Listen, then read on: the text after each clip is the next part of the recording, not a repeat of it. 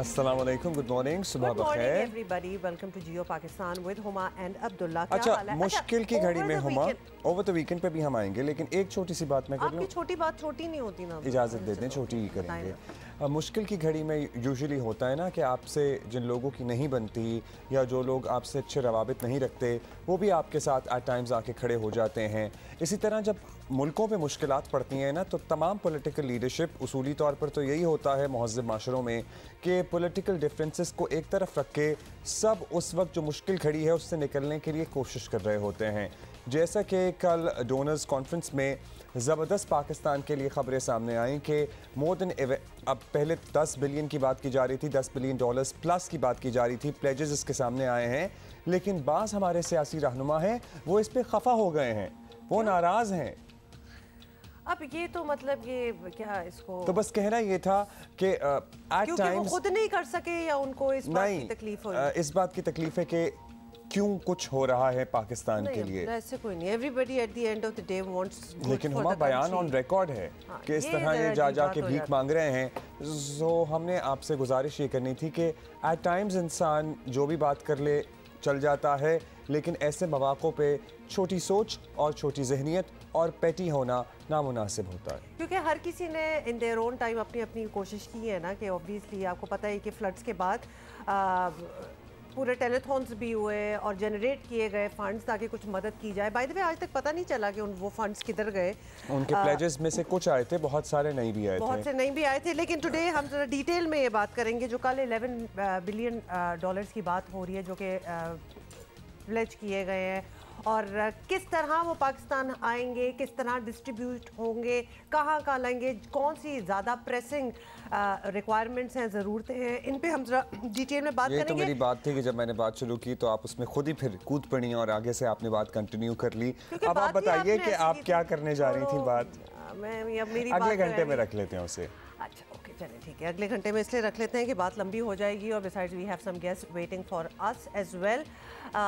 तो इसी को कंटिन्यू करते हैं। जी, हमने आपको इसकी तफसील बतानी है, और बताना यह है कि सैलाब ज़दगान के लिए जिनेवा में होने वाली डोनर्स कॉन्फ्रेंस पाकिस्तान के लिए तवक्को से ज़्यादा कामयाब रही है, और इसमें एक टीम एफर्ट, टीम वर्क नज़र आता है, जहां वज़ीर आज़म, उनकी टीम, फॉरेन मिनिस्टर और इससे पहले जाकर ग्राउंड बनाते रहे। दुनिया ने $10 अरब से ज़ायद इमदाद का वादा किया है। हालांकि हुकूमत $7 से $8 अरब की तवक्को कर रही थी। अब इस इमदाद से लाखों सैलाब ज़दगान की मुश्किलात होपफुली कम होंगी। पाकिस्तान की डगमगाती लरसती मईशत पर भी मुस्बत असरात, इसका डायरेक्ट इम्पैक्ट तो शायद नहीं होगा, लेकिन शायद नेगोशिएशन में आसानी हो जाएगी, बेहतरी हो जाएगी में भी, और एटलीस्ट जो आपके पास एग्जिस्टिंग फंड हैं जिसकी मईशत ऑलरेडी काफ़ी बुरे हालात में, तो वहाँ से नहीं निकालने पड़ेंगे ना। तो आई थिंक ये फ़र्क तो बहुत पड़ेगा, और सैलाब ज़दगान पर खर्च होने वाली इजाफी रकम का बोझ कम होगा, जैसा कि आपने अभी बताया। और इमदाद का ऐलान करने वालों में इस्लामी तरक्याती बैंक जो बड़ा पेश रहा, वर्ल्ड बैंक, एशियन डेवलपमेंट, यूरोपीय union, France, Germany, Saudi Arabia और जापान भी शामिल रहे हैं। सिर्फ सऊदी अरब ने $1 अरब इमदाद का वादा किया है। वज़ीर आज़म शहबाज शरीफ ने तमाम ममालिक का तहे दिल से शुक्रिया अदा किया, और ना सिर्फ वज़ीर आज़म की तरफ से शुक्रिया होना चाहिए, पूरी कौम को भी मशकूर होना चाहिए, इन तमाम ममालिक का और आलमी बरादरी का, कि हमें इस मुश्किल घड़ी में साथ निकलने के लिए इन्होंने मदद की है। से प्राइम मिनिस्टर का क्या कहना था, ये भी देखिए। My brother President, Islamic Development Bank, thank you very much for your wonderful contribution towards our program to make our infrastructure resilient and strong. For this $4.2 billion worth announcement is very heartening and it's very encouraging. Thank you very much for this great support, and I assure you, myself and my government will leave no stone unturned to live up to your expectations and implement this plan in full speed and in letter and spirit. Shukran jazilan, nana yani mustaideen ay waqt inshallah. How could you expect that after the floods almost destroyed everything, that we would pass on this imported inflation on the common man? That is unnatural. That is also not in line with the norms of justice and fair play. A poor man who is able to meet his two ends with great difficulty, you will expect that he will absorb this price hike without any protest and agitation. It is absolutely abnormal. We are committed to IMF's program. We will do everything to comply with their terms and conditions. We are at a turning point of history. It is not only a question of how to survive, but it's a question how to maintain our dignity and honor. However, relief work is yet not over, especially in parts of Sindh and Balochistan, where the flood water still needs to be drained. The total destruction and economic losses from the floods to exceed $30 billion, which is 8% of Pakistan's GDP. अच्छा जी, वज़ीर आज़म को आपने देखा और बड़े तहे दिल से जिस तरह आप कह रहे थे ना पहले कि शुक्रिया भी अदा कर रहे थे। साथ ही आपको बताएं कि अक़वाम मुत्तहिदा के सेक्रेटरी जनरल एंटोनियो गुतेरेस का कहना था कि वो अपनी आंखों से सैलाब की तबाहकारियाँ जो हैं वो देख के आए हैं और ये इट मैटर्स अ लॉट, क्योंकि आपको पता है कुछ महीने पहले वो आए हुए थे, बड़ा एक्सटेंसिवली उन्होंने विज़िट किया और वाकई जब ये ऐसा फिनोमेना हुआ है इस बार पाकिस्तान में कि जब तक आप देखें ना आप यकीन नहीं कर सकते। तो उन्होंने ज़रूर ये दोबारा से मेंशन किया कि उन्होंने अपनी आंखों से देखा है और दुनिया पाकिस्तान से मज़ीद ताउन करे। क्या कहना था, बिल्कुल ये देखिए।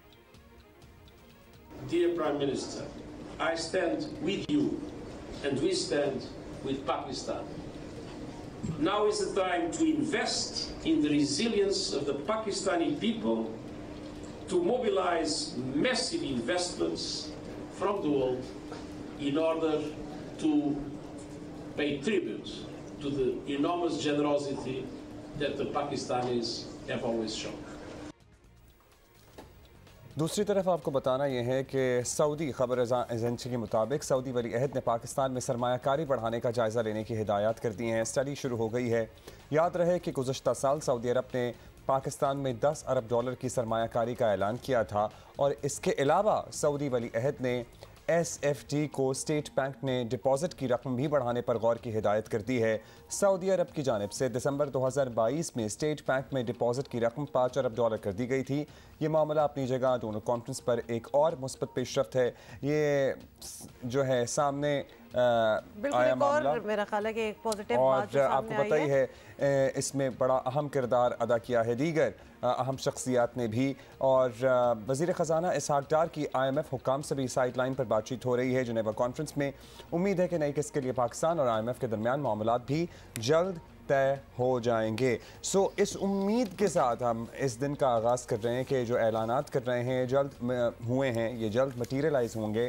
पाकिस्तान की मौशी मुश्किलात कुछ बेहतर होंगी, हमारी डायरेक्शन, हमारी समत दुरुस्त होगी। बहुत सारी गलतियाँ पहले वाले हुक्मरान भी करते आए हैं, अब वाले भी कर रहे हैं और उनको ठीक करने की ज़रूरत है। और जब तक उनको ठीक नहीं किया जाएगा ये गलतियाँ बार बार होती रहेंगी और हम इस क्रॉस रोड पर, इस दौराहे पर बार बार आकर खड़े होते रहेंगे। अच्छा, कहना जस्ट मेंशन है कि हम विजुअल्स भी कल देख रहे थे और आपको पता है कि ट्विटर पे सबसे पहले तो खबर ट्विटर पे ही आती है, सारी तस्वीरें वगैरह, खासतौर पे जो अटेंड कर रहे होते हैं ये कॉन्फ्रेंसेस तो वो ही डालना शुरू कर देते हैं। तो ऐसी गलत बयानी भी की जा रही थी कल के, देखें जी पाकिस्तान ने इतनी बड़ी अपील की तो कोई आया नहीं, कोई सुनने नहीं। और आपको पता है फ्रॉम द अपोजिंग जो अपोजिंग पार्टीज़ होती हैं वो यही करती हैं। वेरस अब हम देख रहे हैं इधर और ये क्लैरिटी तो कल सोशल मीडिया पे भी मिल गई थी कि it was packed, everybody was there, बहुत गौर से सुना। बिकॉज देखिए बात ये क्लाइमेट चेंज की जहाँ बात होती है हर किसी का वेस्टेड इंटरेस्ट है ना। आज पाकिस्तान है, कल कोई और मुल्क होगा, एवरीबॉडी वांट्स टू नो कि क्या किया जा सकता है, क्या चेंजेस लाए जा सकते हैं, किस तरह मदद करने की कोशिश। शेख वज़ारी साहब हमारी ज़िंदगी में जितने भी अखबारों में काम किया और जो भी सहाफ़ती उनकी खिदमत रही हैं उन सब पे सवालिया निशान नहीं होता, क्योंकि वो ऐसे पॉइंट ब्लैंक पर आकर झूठ बोलती हैं और प्रोपेगेंडा करती हैं कि आपको हैरानी होती है कि ये सहाफ़ी भी रही हैं किसी ज़माने में और माशाल्लाह अब बाज़ मौक़े ऐसे होते हैं ना जिसमें सब पूरी कौम को यकजा होकर खड़े साथ नज़र आना चाहिए, लेकिन श्री मज़ारी साहिबा कोई मौका हाथ से नहीं जाने देती जब वो ऐसी झूठी बातें ना करें जिससे उनकी अपनी असलियत जाहिर हो। और इसमें एक और चीज़, जब उनको आईना दिखाया जाता है, अब मैं सिर्फ शिरीन मज़ारी साहिबा की बात नहीं कर रही, नहीं वो पेश हैं, आपको पता है सारे मामले। हाँ वो हैं वैसे, लेकिन हर कोई जब ये करता नहीं जी ओहो उधर तो कोई आया नहीं था तो ये हो गया और ये तो बेइज्जती होगी, उनको जब आईना दिखाया जाता है, सच्चाई दिखाई जाती है, तो मजाल है कि कोई अपोलोजेटिक टोन आ जाए, कोई अपने आप को बैक ट्रैक कर दे कि sorry I did not see that earlier, okay I take my words back, कोई इस किस्म की बात, चलो आई एम सॉरी कहने की भी जरूरत नहीं है, कुछ तो कर लो ना, अब तो नजर आ गया सामने, बट नो, मतलब ढिठाई की भी एक हद होती है कि अच्छा, जब दिखा भी दो ना आपको बताया ना, अपने ही दौर के आर्टिकल्स शेयर करती रही हैं बगैर डेटे देखे, और उसके बाद उन्हें वो बताया जाता है तो उस पे शायद वो रिट्रीट कर जाती हैं, लेकिन अदरवाइज नहीं। अच्छा एनीवे ये टॉपिक ऐसा है, खासतौर पे जितने हमें फंड्स मिल रहे हैं तो इस पे हम जरूर बात करेंगे। क्या प्रोसेस होता है, कितने अरसे में ये अप्रूवल्स हो जाते हैं, इससे क्या फ़वाइद हासिल हो सकते हैं, ऐलानात तो हो गए हैं और we'll talk about that later in the show। हाँ, ये तमाम चीज़ें हम आपको समझाने की और ख़ुद भी समझने की कोशिश करेंगे। लेकिन अभी एक इंटरेस्टिंग बात, हमने आपको बताया था ना कि 1 फरवरी को पाकिस्तान में BTS की कॉन्सर्ट मूवी जो 2-2.5 घंटे पर मुश्तमिल है, जो उनका कॉन्सर्ट हुआ था जिसमें 52,000 लोगों ने कोरिया में शिरकत की थी, वो रिलीज़ की जाएगी, जिसके लिए फ़ैन्स अभी से बड़े एक्साइटेड हैं। 11 जनवरी से उसकी एडवांस बुकिंग शुरू हो जाएगी। और जब हम कहते हैं ना कि एक बहुत बड़ी BTS आर्मी, मेरा ख्याल है सबको समझ आ जाती है कि हम क्या बात कर रहे हैं, मौजूद है पाकिस्तान में, उसका एक और सबूत लीजिए कि लोग एट टाइम्स अकल व दानिश से बाला फैसले कर जाते हैं। भाई कुछ फैंस जो होते हैं वो हद से ज़्यादा ही दीवानगी दिखा देते हैं, और कराची की 2 लड़कियों का एक आपको किस्सा बता दें कि कराची की 2 लड़कियों ने मुबैना तौर पर कुछ ऐसा ही किया, और हुआ ये है कि कराची के इलाके कोरंगी नंबर 2 से 13 साला 2 सहेलियाँ अचानक लापता हो गई, और घर वालों ने पुलिस से राब्ता किया, मुकदमा कराया कि भाई गई किधर हैं लड़कियां, और इसी दौरान एक लड़की के हाथ से लिखा हुआ ख़त घर से ही मिल गया, जिसमें उसने अपनी सहेली और एक कज़न के साथ घर से भागने का लिखा था। और ये बात सामने आ चुकी थी कि लड़कियां, सुन लें अब, ये BTS से मुतासिर थीं और अपने दोस्तों के साथ कोरिया जाने की बातें कर रही थीं। इस पर पॉज दीजिए थोड़ा सा, कि ये बच्चियां 13 साल की लड़कियां, क्या बच्चियां ही कहूँगी, ये घर से भागी क्योंकि उन सारों का प्लान बन गया था कि जी हम कोरिया जा रहे हैं, BTS से मिलने, कर लो बात। तफ्तीशी हुक्काम के मुताबिक किसी धुन में लड़कियों ने कोरिया जाने का प्लान बनाया, घर से 32,000 रुपये की रकम भी साथ लेकर गईं। कज़न लड़का उनके साथ नहीं गया, लेकिन लड़कियां खैबर मेल पर जा बैठीं। रेलवे पुलिस को इत्तला दी जा चुकी थी, तो जैसे ही ये ट्रेन लाहौर पहुंची, पुलिस ने तस्वीर की मदद से इनको पहचान लिया, रोक लिया। सो रेलवे पुलिस भी हमारे यहाँ इस तरह के काम करती है, बड़ी हैरानी भी हुई और खुशी भी हुई जानकर सुनकर। काशिफ मुश्ताक हमारे साथ मौजूद है। काशिफ, ज़रा आप बताइए, हम सब के लिए बड़ा अनोखा और बड़ा खौफनाक भी है वालिदैन के लिए ये वाक़या, क्योंकि BTS के फ़ैन तो बच्चे बच्चियाँ हर घर में ही मौजूद हैं। ये लड़कियाँ कोरिया जाने के लिए लाहौर क्यों पहुँची 32,000 रुपये लेके? क्या तफसील सामने आई, कुछ इनसे इब्तदाई मालूमात हासिल हो सकी? जी बिल्कुल, तफ्तीशी हुकाम ने जो है वो इनसे न सिर्फ बयान लिया है बल्कि तमाम तर तफसीलात भी हासिल की हैं कि ये किससे राब्ते में थी और कैसे ये लाहौर पहुंची है फिर और कहाँ जाना चाहती थी। इस हवाले से ये 7 जनवरी को जो है वो इन्होंने तमाम तर प्लानिंग की और जाके स्टेशन से जो है वो ट्रेन पकड़ी और ये लाहौर के लिए रवाना हो गई। दोनों लड़कियां जो थी वो एक म्यूजिक बैंड से बहुत ज्यादा मुतासिर थी। इन्होंने ना सिर्फ पहले ट्रेन की टिकट और उनके पैसे और उनके तमाम तर चीजें चेक की, बल्कि घर से पहले इतने पैसे भी इकट्ठे किए कि ये यहाँ से लाहौर और फिर उससे आगे पहुंच सके। उन्होंने 32,000 रुपये इकट्ठे किए और करके दोनों लड़कियां जो है यहाँ से रवाना हो गई।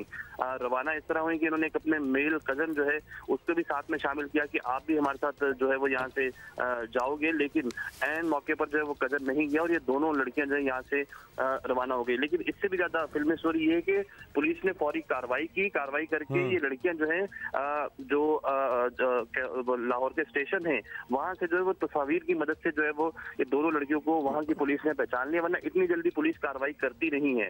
तो पुलिस ने इस तरह कार्रवाई की और करके इनको पहचाना और वहीं जो स्टेशन है वहां रोक लिया और रोक कर जब उनसे बयान लिया और बयान लेने के बाद कराची पुलिस से रब्ता किया और उनको वापस जो है वो डिपोर्ट कराची कर दिया गया।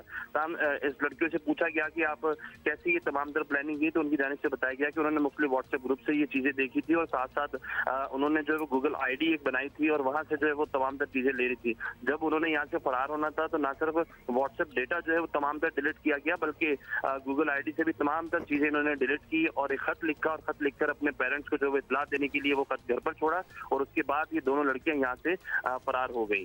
जी ऑलराइट काशिफ, बहुत बहुत शुक्रिया।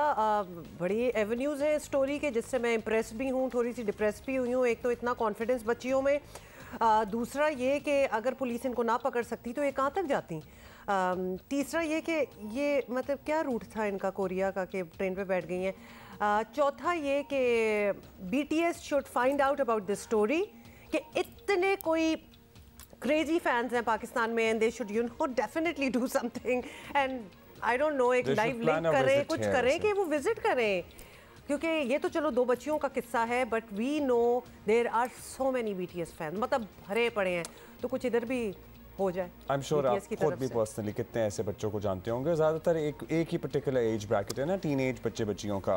खैर अभी तो पता नहीं उनकी मिलिट्री सर्विस होने वाली है शुरू, वो कितने बिजी रहेंगे या कितनी उनकी म्यूजिकल मसरूफियात होंगी। अच्छा जी, going back to what we were talking about earlier, और हमने कहा था कि हम जरा थोड़ा सा ब्रेक देंगे, फिर बात करेंगे ये डोनर्स कॉन्फ्रेंस में, और ख़ास तौर पे ये डोनेशंस जो आती हैं, मतलब पूरी दुनिया की नज़रें भी हैं और बहुत ज़्यादा फंड्स भी जनरेट माशाल्लाह पाकिस्तान ने किए हैं, तो इनकी डिस्ट्रीब्यूशन क्या होती है, कब आते हैं, कितना अरसा, ये बड़े सवाल हैं और बड़े पर्टिनेंट सवाल हैं। हमें ज्वाइन किया साबिक मुशीर ख़जाना डॉक्टर खाकान नजीब ने, उनसे ज़रा पता करते हैं। बहुत शुक्रिया डॉक्टर साहब। डॉक्टर साहब फरमाइएगा, अब ये ऑलमोस्ट 11 अरब डॉलर्स तक इमदाद के प्लेजेस हुए हैं, वादे हुए हैं। इस्लामी तरक्याती बैंक 3 साल में 4 अरब 20 करोड़ डॉलर देगा। आलमी बैंक ने पाकिस्तान के लिए 2 अरब डॉलर्स का ऐलान किया। इसी तरह और ऐलानात भी सामने आए हैं। इन फंड्स की तकसीम का तरीक़ाकार क्या होगा, इनके अप्रूवल्स में कितना टाइम लगता है?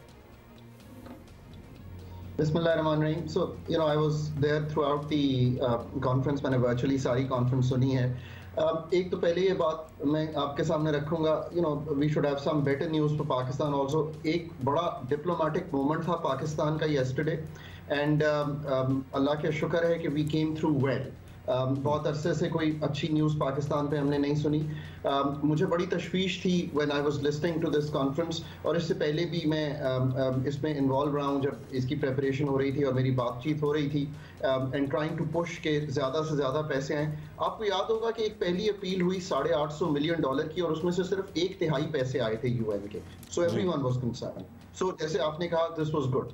अब ये याद रखिए कि ये जो इस तरह की प्लेजेस होती हैं, ये 2 तरह से आती हैं। एक तो काइंड में पैसे आते हैं, यानी कि कुछ मुल्क जो हैं उन्होंने ये कहा है कि वो आपको काइंड में, चाहे वो अद्वियात हो, चाहे वो ब्लैंकेट हो सर्दियों के लिए, चाहे वो टेंट हो, वो इस तरह पैसे देंगे। पर ये मुल्कों के हैं और ये छोटे अमाउंट्स हैं। $45 मिलियन UK का है, $200 मिलियन टोटल US का है।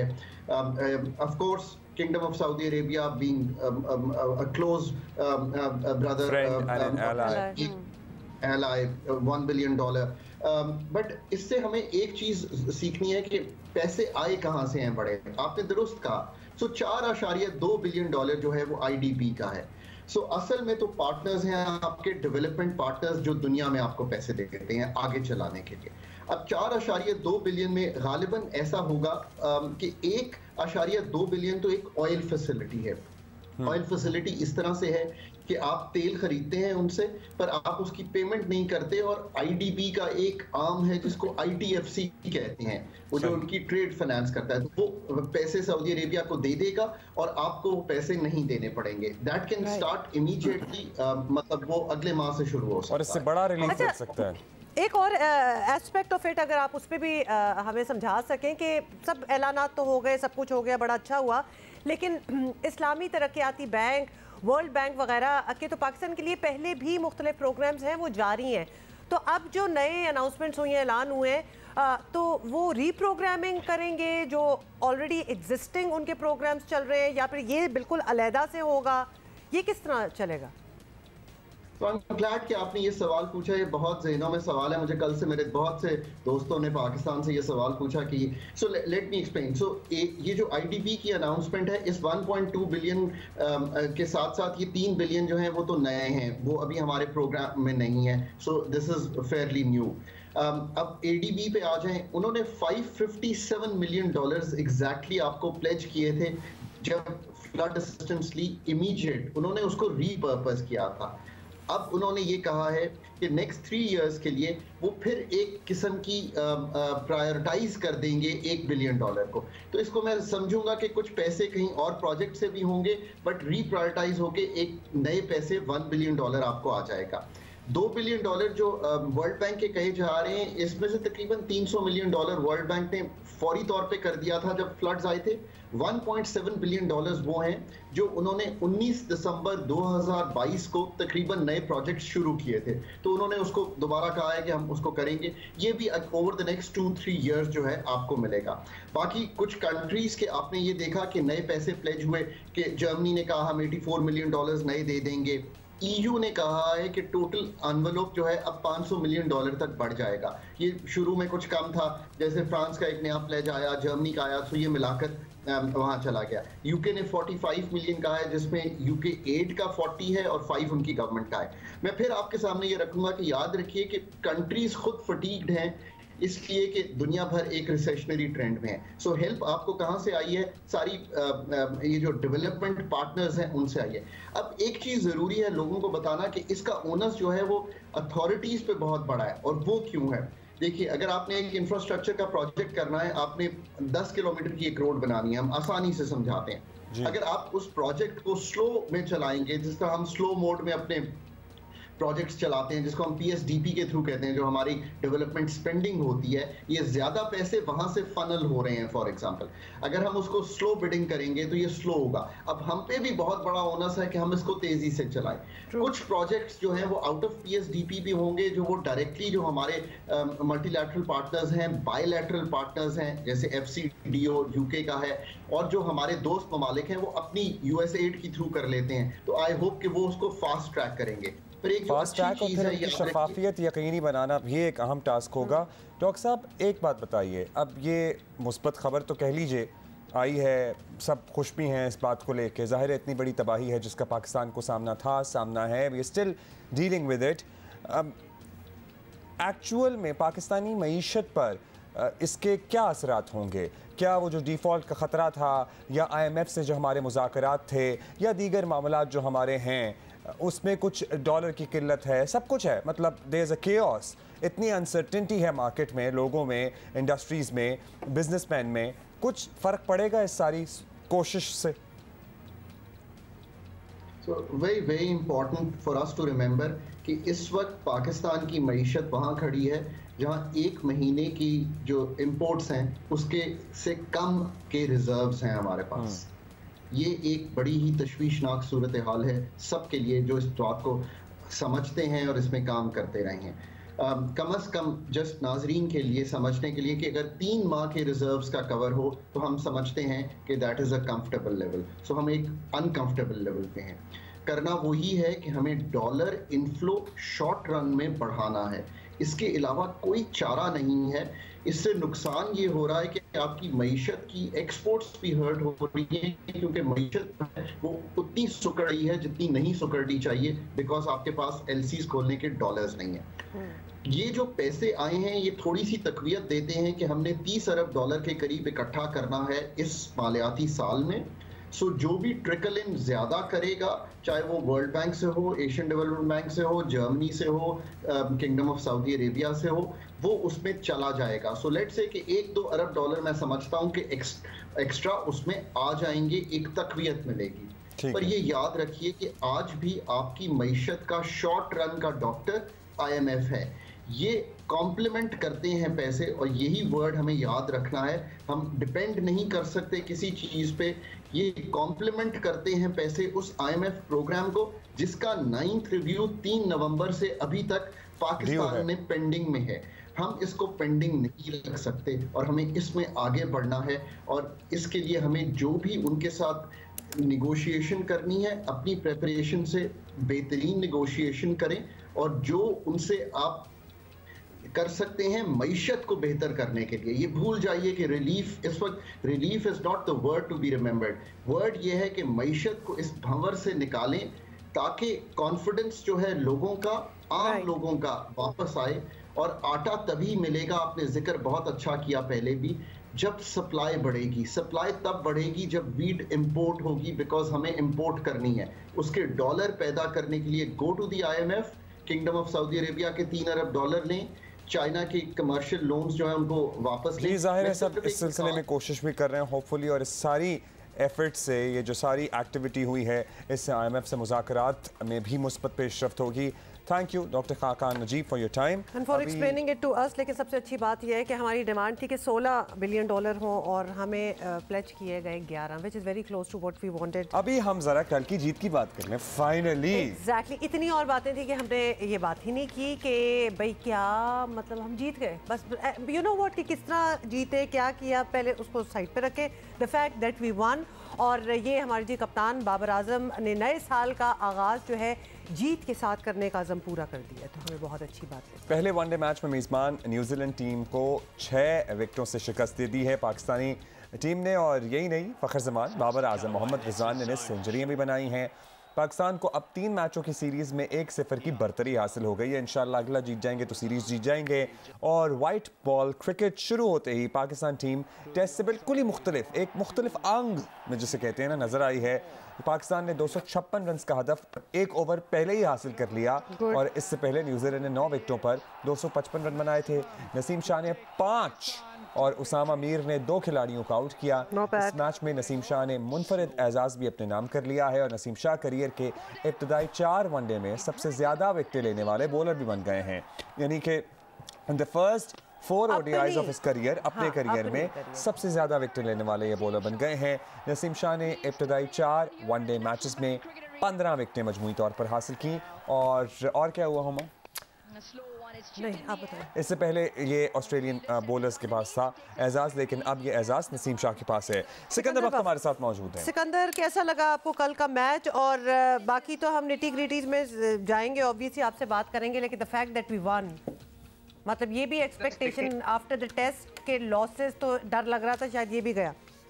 नहीं, व्हाइट बॉल के आते ही देखें हमारी क्रिकेट टीम बदल गई है, एक बहुत बड़ा फर्क था। हमने जो है, इसका मतलब है टेस्ट क्रिकेट की तैयारी ही नहीं की हुई, और ना अभी भी है। हमने अपनी टेस्ट क्रिकेट की टीम को और बेहतर करना है, मगर उसमें थोड़ी सी बैड लक हुई है हमारी, वो ये कि इंजरीज बहुत हो गई थी। हमारा जो मेन वेपन होता है, जो हमारा सोर्स ऑफ अटैक है, वो हमारे फास्ट बॉलर्स हैं। उनमें से शाहीन भी अनफिट है, नसीम भी पूरी तरह नहीं खेल सके, हारिस नहीं खेल सके, तो हमें ये लॉस हुआ है टेस्ट क्रिकेट में। मगर हमें उसको प्रॉपर्ली देखना है और टेस्ट क्रिकेट को दोबारा जो है हमें सेटल करना है। और वाइट बॉल आते ही आप देखें हमारा लड़कों का मिजाज बदल गया, और उसमें एक चीज़ बहुत ज़बरदस्त है। अगर आप लोग उस लिहाज से, मैं उस लिहाज से सोच रहा था कि कंपटीशन आपको क्रिएट करना पड़ता है। कंपटीशन क्रिएट करने का मतलब है कि सरफराज आए, सरफराज ने आके बिल्कुल एक ड्रीम कम बैक किया, ज़बरदस्त किस्म का, और मतलब है कि ऐसा कम बैक किया कि जिससे इंस्पायर होकर द प्रेशर रिजवान पे पड़ा। आपको पता है रिजवान ने पिछले 12 मैचों में 1.50 नहीं है उसका, पिछले 12 मैचों में, 12 बहुत ज़्यादा होते हैं, एक भी 50 नहीं है। मगर अब उसको कंपटीशन नजर आ गया कि सरफराज वहां आ गया है, उसने आके रन्स कर दिए, तो उसने भी डट के मुकाबला किया, and which is healthy for Pakistan. Pakistan की क्रिकेट के लिए ये बहुत अच्छी साइन है कि आप कंपटीशन अगर क्रिएट कर दें कि 2 बॉलर हों, वहाँ पे 3 बॉलर हों, तो वो एक जो दूसरे से मुकाबला करने के लिए वो अच्छी से अच्छी परफॉर्मेंस देते हैं। तो ये एक फैक्टर है जो मैं उसको उस एंगल से देख रहा हूँ। और देखें वो मुझे इनकी जरा फिटनेस की फिक्र हो रही थी, क्योंकि ये यू नो कुछ क्रैम्प्स इनके इश्यूज आ रहे थे, मौसम भी ऐसा नहीं था कि और खिलाड़ियों को कुछ इश्यूज हों। So there is something with Rizwan जो इनकी फिटनेस वालों को नोटिस करना चाहिए। बिल्कुल करना चाहिए, उनके जो डॉक्टर्स हैं, फिजियो, उनको देखें कि पूछें क्या प्रॉब्लम है। और दूसरी चीज़ ये देखें ना कि आप कंपटीशन इतना सख्त हो गया है कि वो उसके बावजूद भी खेल रहा था, डटा हुआ था, लड़ रहा था, दैट इज फैंटास्टिक। और यही हेल्दी कंपटीशन हमें राइट आर्म लेग स्पिनर जैसे शादाब है हमारे रेगुलर, उसामा ने बहुत अच्छी बॉल की। अब उसामा के आने से उस पर भी प्रेशर पड़ेगा, अच्छा फिर एक हेल्दी कंपटीशन होगा which is good for Pakistan. ये उसामा की 2 विकेटें हैं ऑल्दो, लेकिन उसामा की विकेटों पे भी जरा रोशनी डालिएगा। नहीं देखो, उसामा का जो पहली विकेट थी वो तो बहुत ही जबरदस्त थी, क्लासिक थी। जो अगर आप ड्रीम बॉल कह लें उसको कि विलियमसन जैसा, केन विलियमसन जैसा जो इतना अच्छा स्पिनर्स को खेलता है, बिल्कुल, और ऊपर पूरा गेंद पर आया और गेंद उसके सामने से स्पिन होकर जो है उसके जो बेल्स को उड़ा दिया। That is fantastic. ये बहुत ही जबरदस्त बॉल थी। इसी तरह वो एक बॉल नवाज का बड़ा अच्छा हुआ है जो उसने सामने से ब्रेक किया और वो बल्ले के, मतलब ये ड्रीम बॉल्स होती हैं स्पिनर्स की, कि इससे अच्छी बॉल हो नहीं सकती। और आप अभी नसीम शाह की बात कर रहे हैं तो मैं क्या कह सकता हूँ, अपना शाहीन के साथ एक और हमें जबरदस्त किस्म का बॉलर बनते हुए नजर आ रहे हैं, मगर टेस्ट क्रिकेट में भी उनमें फर्क थी, मगर पिचेस इतनी हेल्पफुल नहीं थी, तो I feel sorry for them. मगर वनडे क्रिकेट के अंदर या वाइट बॉल क्रिकेट के अंदर इनकी जो ये परफॉर्मेंस है, ये पाकिस्तान को बहुत ज्यादा हौसला बढ़ाएगी। हमें और इसको और कम्पैक्ट करना है, चीजों को अच्छा करना है।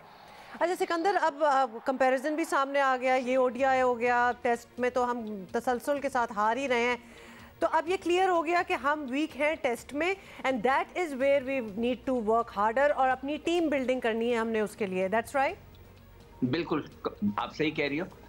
मगर देखो हुमा, जो सबसे अच्छी चीज नहीं हुई है कल के दिन, मैं मैच की नहीं बात कर रहा, कल के दिन जो सबसे अच्छी चीज नहीं हुई है वो ये हुई है कि शान मसूद को उन्होंने वाइस कैप्टन बनाया, ठीक है, इन्होंने उसको ड्रॉप कर दिया, ठीक है। आई डोंट नो कि आप लोगों के पास ये मौजूद था नहीं था, मगर मैं इस पे बात करना चाहता हूँ। अच्छा, आपने याद करा दिया। ये क्या, किस चीज की निशानदही है ये निशानदेही ये कर रही है कि दोनों पार्टियों में मतलब है कि जो कोई रिफ्ट है, पीसीबी के जो बड़े हैं और जो प्लेयर्स हैं उनके अंदर कम्युनिकेशन गैप है। ये कम्युनिकेशन गैप नहीं होना चाहिए।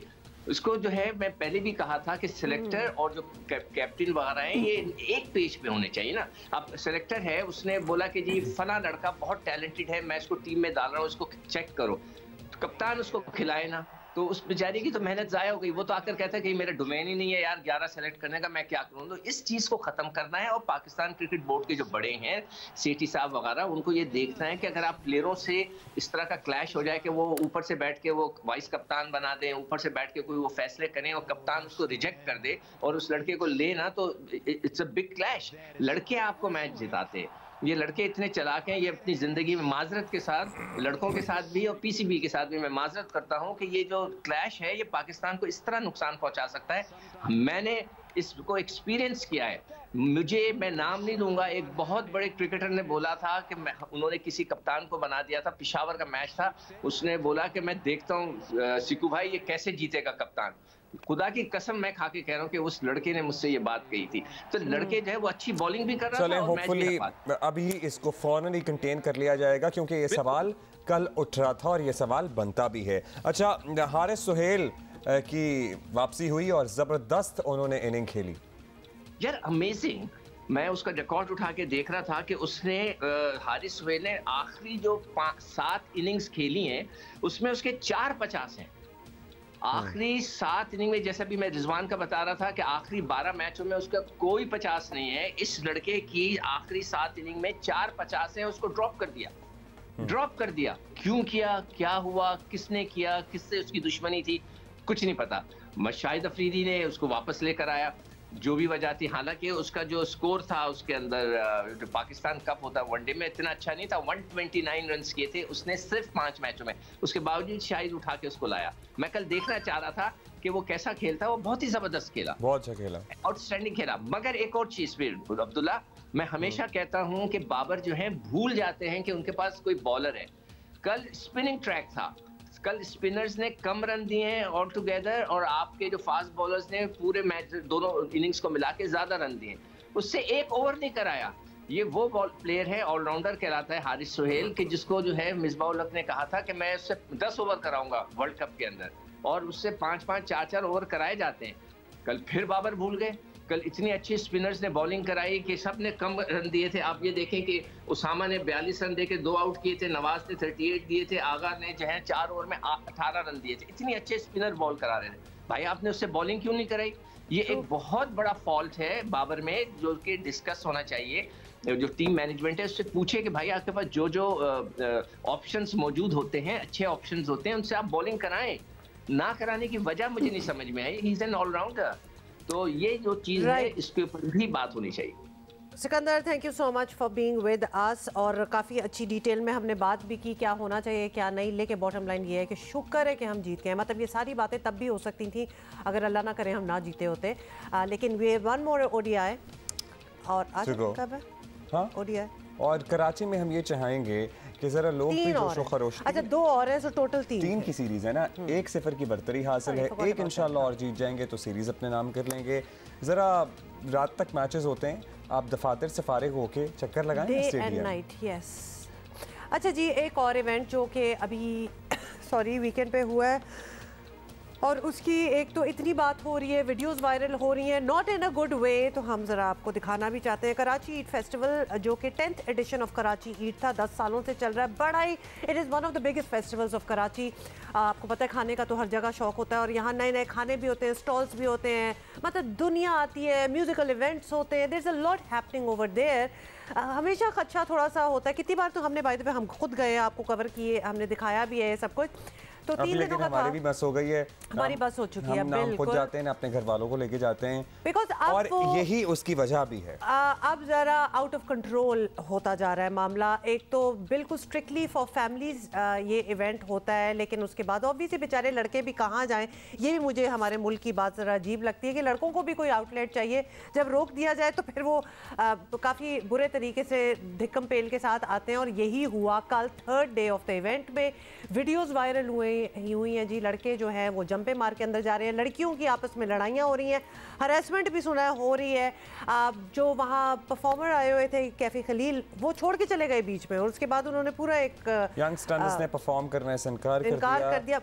अच्छा पता है क्या, ये सजेशन हम पिछले साल भी दे चुके हैं, और ये कराची ईद के जो ऑर्गेनाइजर्स हैं, भाई कराची इतना बड़ा शहर है, अगर आप चाहेंगे कि एक पार्क में पूरे शहर का एक ईद फेस्टिवल हो जाए तो it is never going to work out. शुरू में एक्सपेरिमेंट्स थे, अब लोगों को पता लग गया है, आप कराची के एटलीस्ट 3-4 डिस्ट्रिक्ट्स में तो करें, सेंट्रल में लेके जाएं, उधर आगे लेके जाएं। आप यही आप जो भी वेंडर्स के साथ कॉन्ट्रैक्ट कर रहे हैं, आप उन खाने पीने वालों के साथ ये कॉन्ट्रैक्ट करें कि भाई इसके 2 एडिशंस होंगे, एक उस तरफ को कवर करेगा, किस तरफ को कवर करेगा, और जो वेंडर एक में आएगा उसको दूसरे में भी आना पड़ेगा। And can I just mention, खास तौर पे जो परफॉर्मेंसेज होती है ना, तो ईद फेस्टिवल भी चल रहा है और साथ फिर आपका म्यूजिक भी चल रहा होता है। अगर अलहदा आप यंगस्टर्स कैफी खलील वगैरह को सुनने जाएं तो वो काफ़ी महंगे टिकट्स होते हैं। अब there is a ticket for Karachi Eid, naturally हर कोई चाहेगा कि जी हम कम पैसों में ये टिकट लें और फिर जाके हम खाना भी खाएं और फिर इन परफॉर्मेंस को भी सुनें। बहुत से लोगों ने तो टिकट भी नहीं लिए जो बाद में आए, कूद के गए हैं। ये म्यूजिकल परफॉर्मेंसेस वाला एलिमेंट निकाल दें, हर चीज में डालने की जरूरत नहीं होती, क्योंकि then it becomes a concert and then you can't handle it. और दूसरी बात ये है कि क्या, हाँ हमने एक और भी बात बतानी है आपको, बट वो खैर दैट्स अनरिलेटेड टू दिस। तो it needs to be better organise. मतलब 10 सालों से हम लोग करें, अभी तक नहीं हमने सीखा कि करना किस तरह, ब्रेक लें। अच्छा एक और भी बात हाँ नोटिस की गई है कि जो कराची ईद जिस पार्क में हुआ ना, उसके अतराफ में फुटपाथ्स और टूटी हुई थी, मतलब ना होने के बराबर थी। वो जो ब्लॉक्स होते हैं ना लाल रंग के पेवमेंट्स, वो उखड़े पड़े थे, और वहाँ मैन होल्स जो गटर के ढकने हैं वो मौजूद नहीं थे। सो लोग उसमें गिर गिर कर ज़ख्मी भी हुए हैं। और वो जो नाला होता है सड़क के अतराफ फुटपाथ के नीचे, उसके बड़े बड़े जो स्लैब से ढक्कन लगाए गए होते हैं, जगह जगह से वो गायब थे। सो पार्किंग का एक अलग इशू है, ट्रैफिक की रवानी एक दूसरा मामला है, और अंदर की ऑर्गेनाइजेशन तो आपके सामने ही थी। हमें बड़ा शौक है पाकिस्तानियों को जुगाड़ टाइप काम करने का ना, जो कि प्रॉपर काम नहीं होता कि बस थोड़ी सी लेपी कर दो ठीक होगा।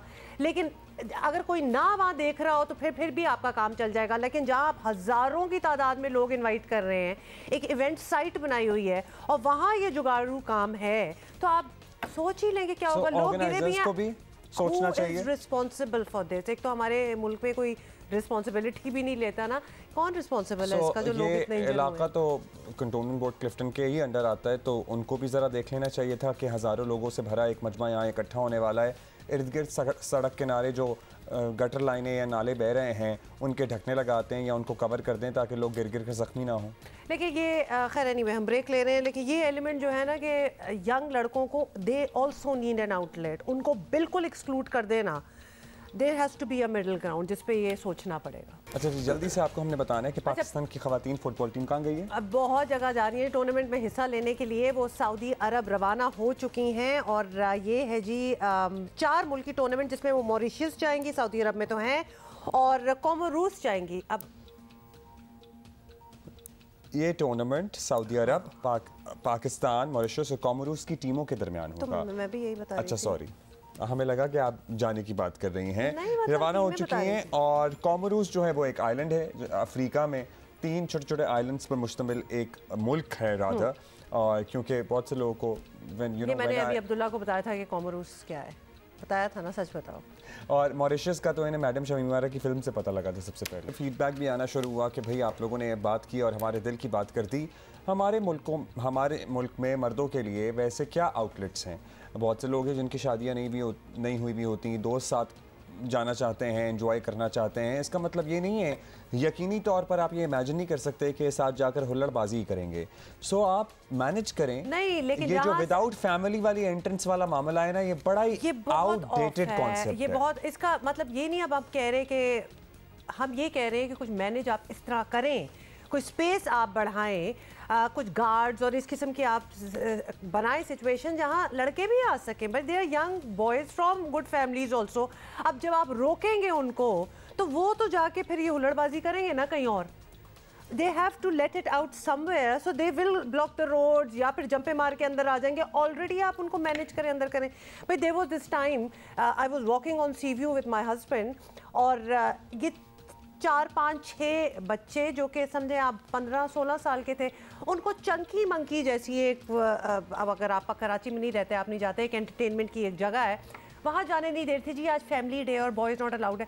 बेचारे 14, 15, 16 साल के बच्चे, उन्होंने फिर हमसे रिक्वेस्ट की कि क्या आप हमारी फैमिली बन जाएंगे, हमें अंदर तो ले जाएं। और मैं लेके भी गई, आई मस्ट कन्फेस, और उसके बाद मैंने उनको ऑब्जर्व भी किया, वॉच भी किया। They just wanted to get on those rides, that's all. तो ये बहुत गलत है। We are also going to advocate for the boys. लड़कियों के लिए तो ऑफ कोर्स हम करते हैं, लड़कियों के लिए तो सारे ही एवेन्यूज बंद हैं। तीसरी दुनिया के जो कॉन्सेप्ट है ना, इनसे बाहर आ जाएं, निकल आए प्लीज, खुदा का वास्ता। अच्छा जी, अच्छा एक चीज आपको बताएं कि जो कि नहीं होगी, वैसे हो भी सकती है कि कराची और हैदराबाद में, है ना, कराची और हैदराबाद में ये 7वीं बार बल्दियाती इंतखाबात मुलतवी कराने की कोशिशें दम तोड़ गई हैं। तो लिहाजा अब होगा और इंतखाबात अपने स्केड्यूल के मुताबिक 15 जनवरी ही को होंगे, ये हमने आपको बताना है। और कराची वालों के लिए यकीनन ये अच्छी खबर है। इलेक्शन कमीशन ने जमात इस्लामी की दरख्वास्त मंजूर कर ली, जिसमें कहा गया था कि 15 जनवरी को ही इलेक्शन कराए जाएं, क्योंकि इससे पहले 6 बार इलेक्शन मुलतवी किए जा चुके हैं। कितनी बार हम ये मेंशन भी कर चुके हैं आप लोगों को। Chief election commissioner Sikandar Sultan Raja ने MQM और सिंध हुकूमत की इलेक्शन मुलतवी करने की दरख्वास्तें जो हैं वो मुस्तरद कर दी हैं। पीपल्स पार्टी अब कराची में इलेक्शन के लिए तैयार है। आपके इल्म में इलेक्शन कमीशन ऑफ पाकिस्तान ने कहा है कि जी सिंध हुकूमत कराची और हैदराबाद डिवीज़न में इलेक्शन कराए, तो जो भी इलेक्शन कमीशन का फैसला एक आईनी दायरा है उसको सिंध हुकूमत मनोमन तस्लीम करती और डेफिनेटली उस पर अपना किरदार भी अदा करेगी। इस वक्त बल्दियाती इलेक्शन के लिए जमात इस्लामी सबसे ज़्यादा सरगर्म नज़र आ रही है। इतवार को जमात इस्लामी कराची के अमीर हाफिज़ नईमुर रहमान ने पुरजोर मुतालबा किया था कि कराची वालों को अपनी पसंद की क़यादत मुंतखब करने का हक़ मिलना चाहिए। ये शहर कराची इन जालिमों ने खंडर बनाया है, लेकिन गए गुजरे हालात में भी ये पूरे पाकिस्तान की मईशत चला रहा है। तोड़ने और जोड़कर मुसल्लत करने का ये अमल खत्म किया जाए, शहरियों को ये हक दिया जाए कि वो इंतखाब मुनक़िद हो और अपनी मर्जी से इस शहर की क़यादत का वो तयन करें। जोड़ तोड़ की सियासत को मुर्दाबाद कहने का वक्त आ गया है। अच्छा, साथ ही आपको ये भी इन्फॉर्म कर दें कि पता है ना आपको किसकी तरफ इशारा कर रहे थे? खैर, अच्छा जी, आपको बता दें कि अपनी बिखरी सियासी ताकत को जमा करने का जतन करती MQM भी इलेक्शन की हतमी तारीख सामने जो है वो आ गई है और उसके बाद आने के बाद इत्तेहाद को आखिरी शक्ल देने की कोशिश करें। अब ये होगा कि नहीं होगा, हाँ ये होगा कि नहीं होगा, लेट्स सी। और कल कन्वीनर MQM पाकिस्तान खालिद मकबूल सिद्दीकी, चेयरमैन PSP मुस्तफ़ा कमाल और फारूक सत्तार कि गवर्नर सिंध से पहली बार एक साथ मुलाकात हुई, तो लेट्स सी कि उसका क्या निकलता है। आपको बता दें कि फारूक सत्तार, मुस्तफ़ा कमाल और अनीस कामखानी ने कुछ दिनों में MQM में शमूलियत का ऐलान भी वो करेंगे। करने का इंदिया दिया जा रहा है, लेट्स सी क्या होता है। किया नहीं। हाँ, रहनुमा MQM पाकिस्तान ख्वाजा इजहार हमारे साथ मौजूद हैं। ख्वाजा साहब शुक्रिया वक्त दिया। बताइएगा ख्वाजा साहब, अब आप लोगों का मुतालबा है कि नई हल्का बंदियों के बगैर इलेक्शन ना हो, लेकिन इलेक्शन कमीशन ने ये बात अपेरेंटली नहीं मानी है अब तक और बता दिया है कि इतवार को इंतखाबात तो होंगे। अब ये फैसला तस्लीम कर लेंगे, भरपूर मुकाबला करेंगे, या अभी है कोई जहन में इरादा इसको चैलेंज करने का? देखें, बड़े अफसोस की बात है कि सुप्रीम कोर्ट की डायरेक्शन के बावजूद भी ना हाई कोर्ट ने हमारी बात सुनी, ना इलेक्शन कमीशन ने, और हम समझते हैं कि इंतखाबात से कबल जो धांधली हुई थी उसी धांधली के ऊपर इंतखाबात होने जा रहे हैं, और जो इंतखाबात के दौरान धांधली होगी वो किस्सा एक अलग होगा। तो ख्वाहिश तो ये थी कि इलेक्शन कमीशन में बार बार हम सबूतों दलाइल के साथ गए, लेकिन इलेक्शन कमीशन ने नहीं सुनी हमारी बात। तो ये एक मुनसिफाना शफाफ इंतखाबात पे सवालिया निशान है। इसके बावजूद हम इस इलेक्शन में हिस्सा लेंगे, लेकिन मजीद फोरम्स पे भी हो सकता है हम इसे चैलेंज करें, क्योंकि अगर ये इंतखाबात इस तरह से गैर मुनसिफाना हल्का बंदियों की रीत पड़ गई तो आने वाले वक्त में जनरल इलेक्शन में भी ये धांधली का सबब हो सकता है। अच्छा, ये भी बताएं और ये बल्कि एक्सप्लेन करें थोड़ा सा कि आप लोग इस वक्त हुकूमत के इत्तेहादी भी हैं, पीपल्स पार्टी के साथ हैं। क्या आपको लगता है कि पीपल्स पार्टी की सिंध हुकूमत चाहती तो इंतखाबात मुलतवी करा सकती थी? उनकी नीयत पर कोई शक तो नहीं है आपको? नहीं, शक नहीं है, मुकम्मल यकीन है। पीपल्स पार्टी चाहती तो इंतखाबात मुलतवी नहीं करा सकती। पीपल्स पार्टी चाहती तो हल्का बंदियाँ साफ और शफाफ की जा सकती थी। उन्होंने इलेक्शन शेड्यूल होने अनाउंस होने के बाद किमाड़ी के अंदर अपने 7 हल्के उन्होंने दोबारा रिव्यू किए और इलेक्शन कमीशन को भेजे। मुझे तो हैरानगी कि इलेक्शन कमीशन ने उन हल्का बंदियों को कैसे तस्लीम कर लिया। तो पीपल्स पार्टी ने इलेक्शन मुलतवी करना हमारा मकसद नहीं था। हमारा मकसद ये था कि अगर हमारी यूसी 90,000 रुपये और आपकी 30,000 रुपये, तो हमारे जो 3 वोट होंगे वो एक काउंट होंगे और आपका 1 वोट एक काउंट होगा। तो ये तो फिर इलेक्टोरल कॉलेज की बहुत बड़ी जेरीमेंडरिंग होगी जिसमें पीपल्स पार्टी की रजामंदी शामिल है। अच्छा, ये बता दीजिए ख्वाजा साहब, ये जो जोड़ तोड़ है इसका भी बता ही दें। मुत्तहिदा का जो भी रद्द अमल आए ये भी देखना होगा कि क्या PSP आपका साथ देगी या नहीं देगी। अब आपके राब्ते तो इत्तेहाद के लिए चल रहे हैं, लेकिन अगर जल्दी ये काम ना हुआ तो फिर आपका मुश्तरका रद्द अमल होगा या अलग अलग पेजेस पे खड़े होंगे मुस्तफ़ा कमाल और आप सब लोग? लेकिन बात PSP की नहीं, मैं तो कहता हूँ बात आफाक अहमद साहब और जमात इस्लामी को भी, बल्कि PTI को भी इसमें हमारा साथ देना चाहिए। ये कोई हमारा जाती मफाद तो नहीं है, तो सबका मफाद है, कॉमन सेंस की बात है। लेकिन हम अभी ताहाल हमारे इस सिलसिले में जितने भी सियासी राब्ते हुए हमने सबको 11 तारीख को इलेक्शन कमीशन के आगे अपने मुजाहरे की दावत दी है, और मुझे उम्मीद है कि तमाम के तमाम जिन जमातों के पास गए, हम फारूक सत्तार साहब के पास गए, PSP के पास गए, आफाक अहमद साहब के पास गए, ANP को भी हमने इनवाइट किया, तो ये मेरा ख्याल है उस दिन वाज़ेह हो जाएगा कौन कौन सी जमातें इस सिलसिले में हमारे इस मुजाहरे का साथ देना चाहती हैं, और मुझे उम्मीद है कि तमाम जमातें ही साथ देंगी। अच्छा, बाय द वे शुक्रिया आपका साहब। अच्छा जी, पंजाब की सियासत में क्या चल रहा है? पंजाब की सियासत भी क्या ही कहें, पंजाब में जो भी चल रहा होता है ना, सियासत ही चल रही है। हाँ, कमेंट हम करने से बेहतर है कि हम आपको बता दें कि क्या हो रहा है, मतलब अब क्या हो रहा है, सियासत क्या रुख इख्तियार करेगी। तमाम नजरें अब लाहौर हाई कोर्ट पर लगी हुई हैं। वज़ीर आला पंजाब के एतमाद का वोट लेने का मामला कल ज़ेर समात आ रहा है।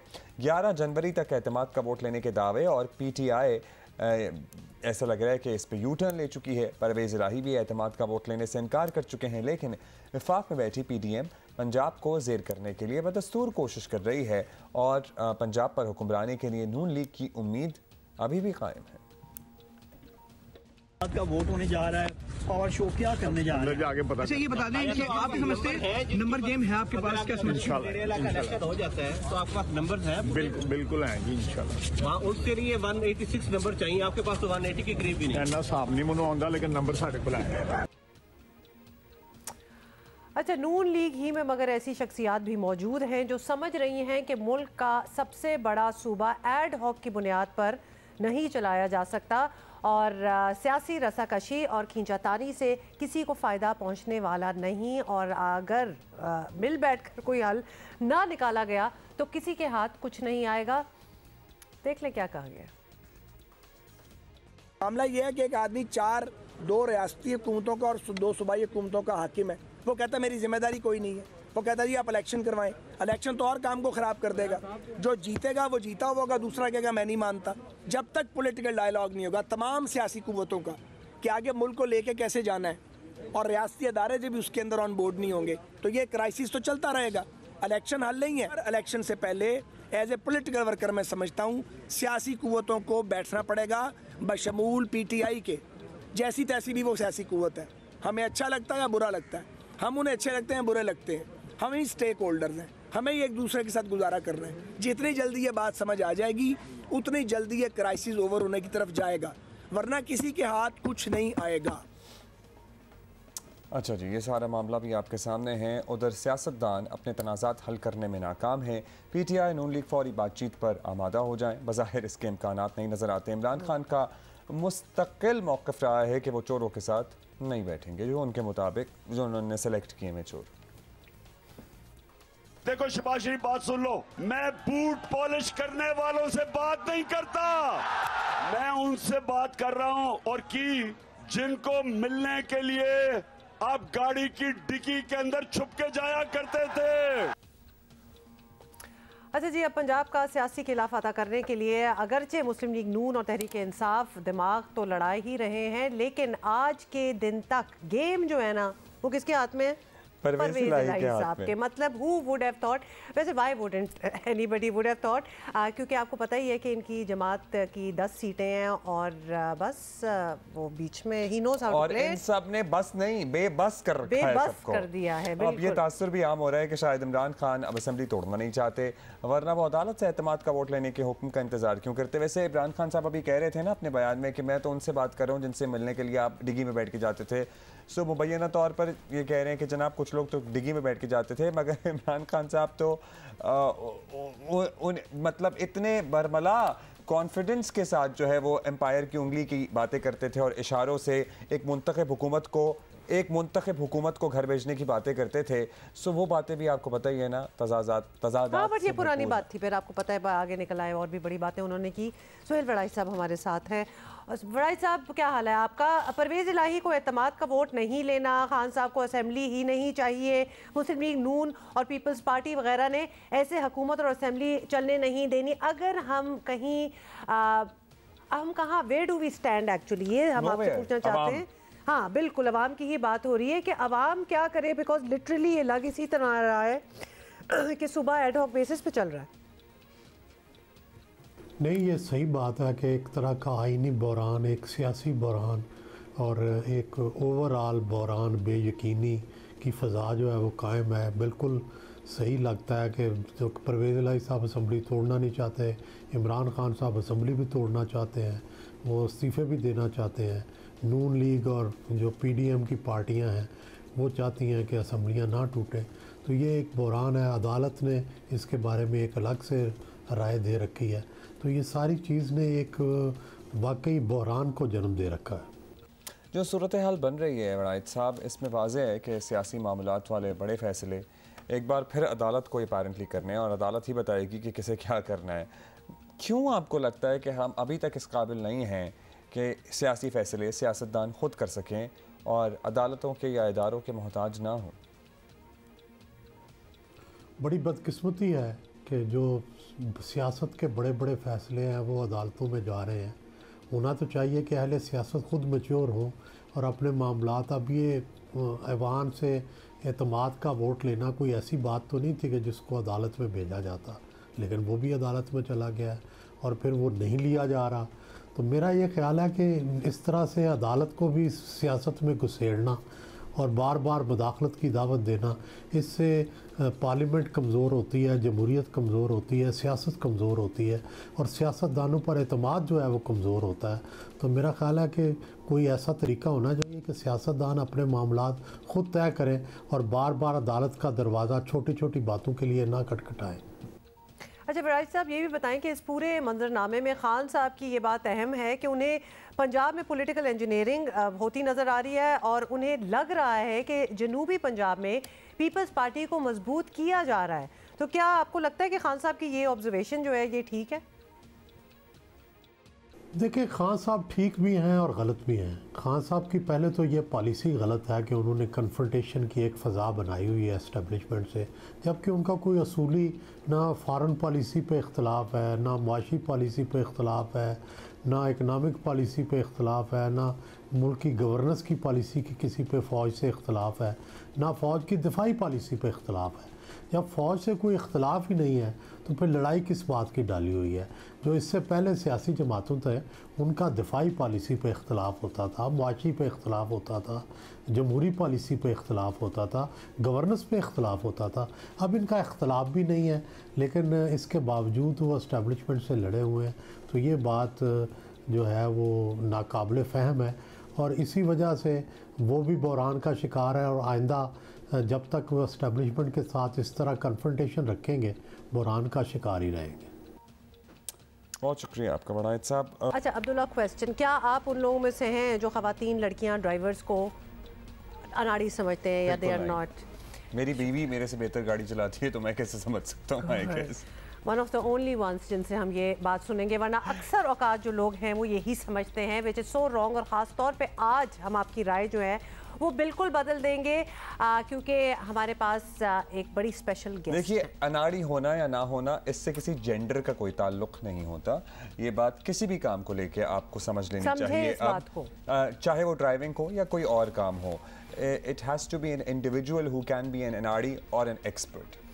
अच्छा जी, अब हम इस बात का सबूत आपको देंगे कि लड़कियां क्या ज़बरदस्त ड्राइव करती हैं, क्योंकि ख़वातीन ड्राइविंग में जो हमारे पास हमारी गेस्ट है थरपारकर के सहराओं में भी अपना नाम जो है वो बना रही हैं और थर फ्लड रिलीफ जीप रैली में इन्होंने हिस्सा लिया और इनका नाम शराज इनका नाम है और प्रिपेयर्ड कैटेगरी की ये फाते रही हैं और इन्होंने अपना ट्रैक विच वाज 107 किलोमीटर्स 1 घंटा 24 मिनट और 28 सेकंड में तय किया है।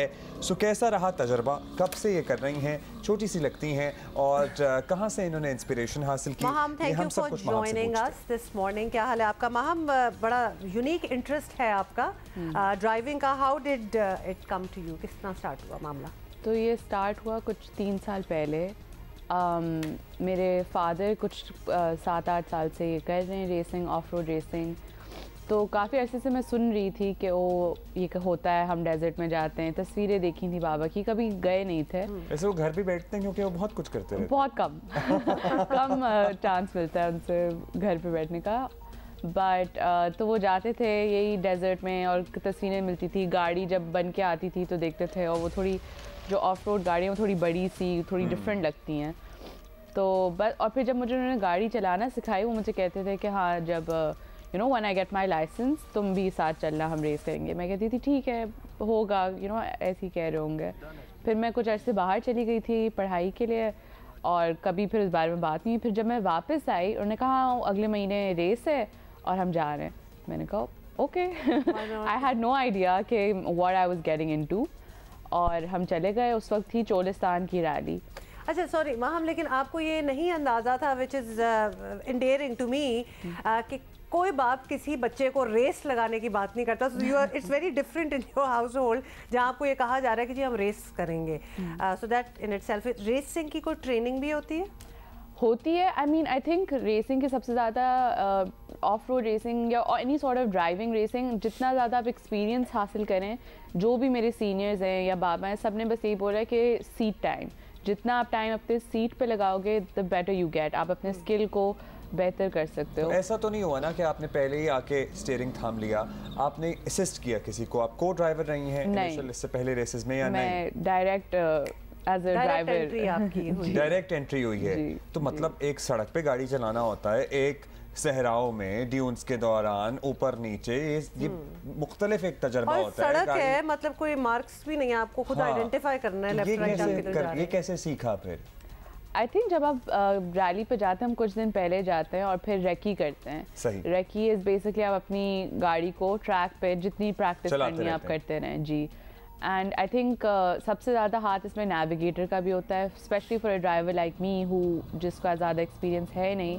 तो मेरे जो नेविगेटर हैं फिरोज़ अंकल, आई थिंक 70% उनका काम होता है, वो बता रहे होते हैं कि क्या करना है, लिटरली नेविगेट कर रहे होते हैं, लेफ्ट राइट, ऊपर नीचे, आगे पीछे। बम्प आ रहा है। जी जी जी, बिकॉज ड्राइवर का जो विजन होता है वो आगे के मतलब बिल्कुल ये जो टेबल रखी है वहाँ तक होगा।